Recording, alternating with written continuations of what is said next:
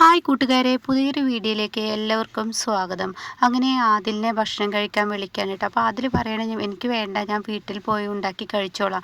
അത് കേൾക്കുന്ന ദയ പറയണേ അങ്ങനെ വീട്ടിൽ പോയി ഉണ്ടാക്കി കഴിക്കാനാണെങ്കിൽ ഒത്തിരി സമയം എടുക്കില്ല, അതൊന്നും വേണ്ട, ഇവിടെ നിന്ന് കഴിച്ചോളൂ എന്ന് പറയുന്നു കേട്ടോ. അപ്പോൾ മാഷിന് അത് എതിർക്കാനും പറ്റുന്നില്ല. അങ്ങനെ മാഷും പറയണേ ശരി ആദിത്യ നീ വാ എന്ന് പറഞ്ഞിട്ട് വിളിച്ചു കൊണ്ടുപോകാണ് കേട്ടോ.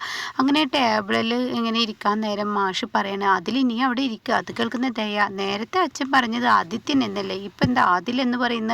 അത് കേട്ട ഉടൻ തന്നെ മാഷ് എന്ത് പറയണമെന്ന് അറിയാതെ ആകെ പകച്ചു നിൽക്കുമ്പോൾ ഉടൻ തന്നെ അവിടെ ആദിൽ പറയണേ അതെ, എന്നെ പഠിപ്പിക്കുന്ന സമയത്ത് ആദിയെന്നും ആദിലെന്നും അങ്ങനെ പല പേരിലും മാഷ് വിളിച്ചിട്ടുണ്ട്.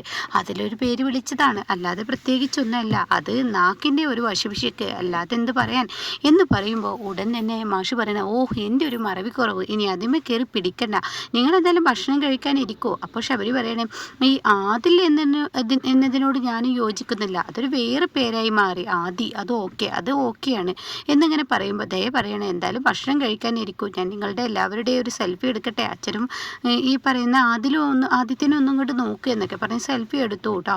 അങ്ങനെ ഇവരുടെ ലക്ഷ്യം ആദിൽ എന്ന് പറയുന്നത്, ആദിത്യൻ എന്ന് പറയുന്നത് എന്നറിയാനുള്ള ആ ഒരു ലക്ഷ്യം തന്നെയാണ് കേട്ടോ. എന്നാൽ ഈ സമയം ഇന്ദ്രനെയാണ് കാണിക്കുന്നത്.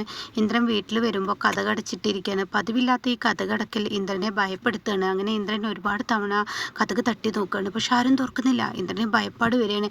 ഇഷ്ര ഇവരൊക്കെ എവിടെ പോയി, എന്താ ഇവിടെ പതിവില്ലാത്തൊരു കതകടക്കൽ. അങ്ങനെ തൻ്റെ വീടിൻ്റെ ബെല്ലടിക്കുന്നു കേട്ടോ. ബെല്ലടിക്കുന്ന സമയം പ്രതിഭയാണ് ഡോറ് തുറക്കുന്നത്. പ്രതിഭ നീ എന്താ ഡോർ അടിച്ചിരിക്കുന്നത്, ഇവിടെ ആരുമില്ലേ. അപ്പോൾ പ്രതിഭ പറയണേ ഇവിടെ ആരുമില്ല, സോന ശ്യാമിനെയും കൊണ്ടുപോയിരിക്കുന്നു, പിന്നെ മോളുണ്ട്, ശ്യാമമോൾ ഇവിടെയുണ്ട്, അതുകൊണ്ടാണ് ഞാൻ കഥകൾ അടച്ചത്, അമ്മ ഇവിടെ ഇല്ല, അമ്മ ഇങ്ങോട്ടോ പോയി എന്നൊക്കെ പറയാണ് കേട്ടോ. അപ്പോൾ ഈ വാക്കുകൾ അങ്ങ് കേൾക്കുമ്പോൾ ശരി, ഞാൻ എൻ്റെ ഒരു ബിസിനസ്സിൻ്റെ ഒരു കടലാസ് എടുക്കാൻ, കടയിലെ പേപ്പർ ഇവിടെ വെച്ചിട്ടുണ്ട്, അതെടുക്കാൻ വേണ്ടി വന്നതാണെന്ന് പറയുമ്പോൾ ഓക്കെ ആയിക്കോട്ടെ, അത് കുഴപ്പമില്ല എന്നൊക്കെ പറയാം. അപ്പോഴാണ് തനിക്ക് കിട്ടിയ അവസരം മുതലെടുക്കുന്നത് കേട്ടോ പ്രതിഭ. അങ്ങനെ ഇന്ദ്രൻ പോകാൻ നേരം ഇന്ദ്രനോട് ചോദിക്കുക ചായ എന്തെങ്കിലും എടുക്കണോ. എനിക്കൊന്നും വേണ്ട, ഞാൻ ഇപ്പോൾ ഇറങ്ങുമെന്ന് പറഞ്ഞിട്ട് ഇന്ദ്രൻ ഇറങ്ങുന്ന നേരം ഇന്ദ്രൻ്റെ കയ്യിൽ നിന്നൊരു കടലാസ് വീഴുന്നുണ്ട് കേട്ടോ. അപ്പോൾ പ്രതിഭ ഇന്ദ്രട്ടാ എന്ന് പറഞ്ഞ് വിളിച്ചിട്ട് അത് കൊടുക്കുകയാണ്. അങ്ങനെ പ്രതിഭ പറയണേ ഇന്ദ്രട്ടനോട് ഒരു കാര്യം എനിക്ക് പറയാനുണ്ട്, ഈ വീട്ടിൽ ആരും ഇല്ലാത്ത നേരം ഞാൻ ഇന്ദ്രട്ടനോട് പറഞ്ഞു എന്ന് കരുതരുത്.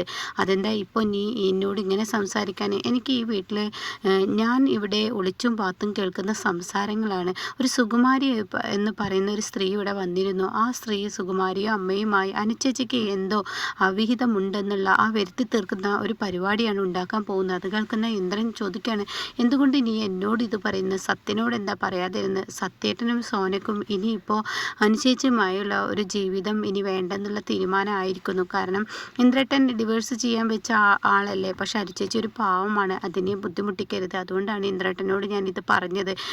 അവരെ അതിൽ നിന്ന് രക്ഷപ്പെടുത്തണം, അവരെ ഒരിക്കലും ആ കുരുക്കിലിടരുത്, അതാണ് അമ്മയുടെ പ്ലാൻ എന്ന് പറയുമ്പോൾ ഇന്ദ്രൻ്റെ മനസ്സ് പകച്ചു പോകാനായിട്ട്. അങ്ങനെ ഇന്ദ്രൻ ശരി ഞാൻ വേണ്ടത് ചെയ്തോളാം എന്ന് പറഞ്ഞ് ഇന്ദ്രനെ ഇറങ്ങി പോകാനായിട്ടോ. എന്നാൽ ഈ സമയം സച്ചിയുടെ കുടുംബത്തെയാണ് കാണിക്കുന്നത്. അപ്പോൾ സച്ചിയുടെ കുടുംബത്തെ എല്ലാവരും സന്തോഷത്തോടു കൂടി സംസാരിക്കുമ്പോൾ ഗോകുലിക്കാര്യം പറയണ അത് വേണ്ടായിരുന്നു, മഞ്ചാടി എന്ന് പറയുന്ന പെണ്ണിനോട് ഞാൻ സംസാരിക്കാൻ പോയത് തന്നെ തെറ്റ് എന്ന് സാവിത്രി പറയുമ്പോൾ ഉടൻ തന്നെ സച്ചി പറയണ അതും തെറ്റാണ് ഗോകുലെ നീ ചെയ്ത്, എനിക്ക് അവളുമായി സംസാരിക്കണമെന്നുണ്ടായിരുന്നു, അത് നടന്നത് എൻ്റെ നല്ല കാലം എന്ന് ചിന്തിക്കുന്ന ഒരാളാണ് ഞാൻ, അതെനിക്ക് നടന്നു, കാരണം അവളുമായി സംസാരിക്കണം, അവൾക്ക് എന്നുമായി സംസാരിക്കണമെന്നുണ്ടായിരുന്നു.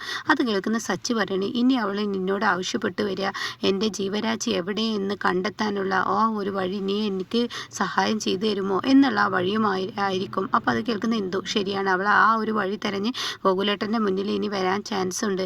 എന്തായാലും ഈ ഡ്രഗിലൊക്കെ അതിലൊക്കെ പെട്ട ഒരു മാഫിയായി ഒരു കണ്ണിയായി മാറുക എന്നൊക്കെ പറയുന്നത് എത്രമാത്രം എന്ന് ഒക്കെ പറയാൻ കേട്ടോ. അത് ഇനിയിപ്പോൾ ഗോകുലേട്ടൻ പറയുമ്പോഴാണ് എന്ന് അവൾ വിശ്വസിക്കുക അല്ല, അവളോട് പോലീസുകാരും മറ്റുള്ളവരെല്ലാവരും പറഞ്ഞിട്ടുണ്ട്, ഞാനെന്നല്ല അവളോട് ആദ്യമായി പറയുന്നത് എന്ന് പറഞ്ഞിട്ട് ഗോകുൽ പറയണ അവൾ എന്നിലോട്ട് വരണം, അത് തന്നെയാണ് എൻ്റെ ആവശ്യം, അവൾ വരട്ടെ, എന്നിട്ട് ഈ പറയുന്ന ഈ ജീവരാജ് എന്ന് പറയുന്നതിൻ്റെ യഥാർത്ഥ മുഖം അവൻ എന്താ ചെയ്യുന്നതെന്ന് ഞാൻ കാണിച്ചു കൊടുക്കും, എന്നിട്ട് മാഷിൻ്റെ നല്ലൊരു മകളായി പഴയ മകളായി മാഷിനെ ഏൽപ്പിച്ചു കൊടുക്കും, എന്നിട്ട് ഞാൻ സമാധാനത്തോടു കൂടി ജീവിക്കും എന്നൊക്കെ പറയുമ്പോൾ ഇവർക്കത് സന്തോഷമാകണം കേട്ടോ.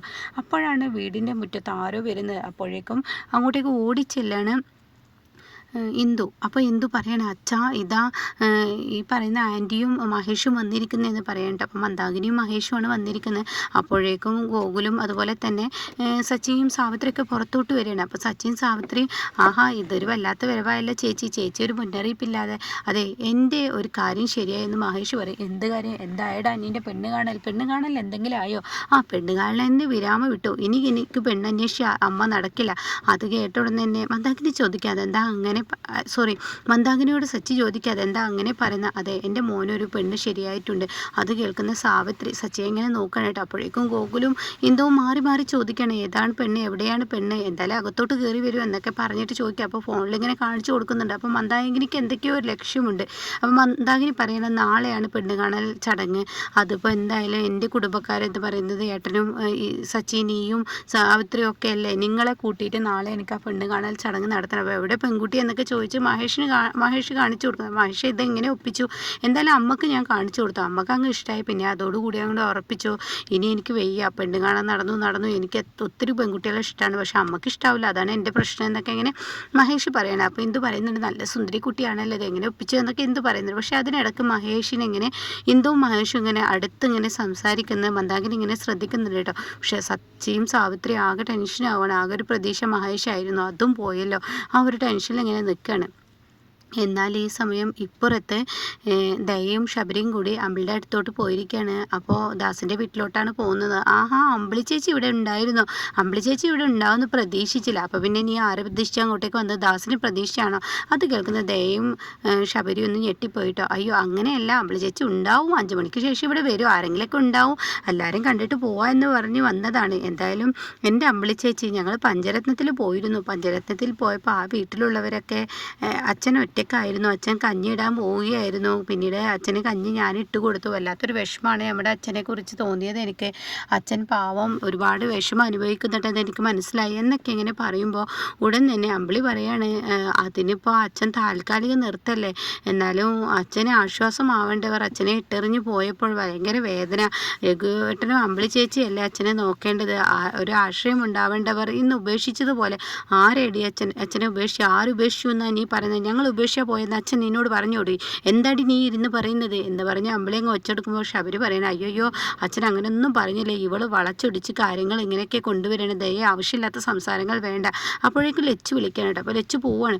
അപ്പോൾ ഉടനെ ശബരി പറയാം ദയനി എന്തിന് വന്നതാണ്? ഞാൻ ആദിൽ എന്ന് പറയുന്നവൻ ആദിത്യൻ എന്ന് പറയുന്ന ഇവരെണ്ടാളെ അറിയാൻ വേണ്ടി, പിന്നെ എന്തിനാണ് നീ ഇവിടെ ആവശ്യമില്ലാത്തൊരു സംസാരം ഉണ്ടാക്കി അമ്പിളി ചേച്ചിയെ ഇതാക്കുന്നത്? അത് കേട്ടോടനെ ദയ അപ്പോഴത്തെ പ്രശ്നം ഞാൻ അങ്ങനെ പറഞ്ഞു പോയി, എന്നാൽ നിൻ്റെ ലക്ഷ്യം എന്താണെങ്കിൽ അത് നിറവേറിക്കോ, എന്നാൽ രഘുവേട്ടനും ദാസങ്ങളും വരുന്നവരെ ഇവിടെ വെയിറ്റ് ചെയ്യാല്ലേ? അതായിക്കോട്ടെ എന്ന് ശബരിയും പറയുന്നു കേട്ടോ.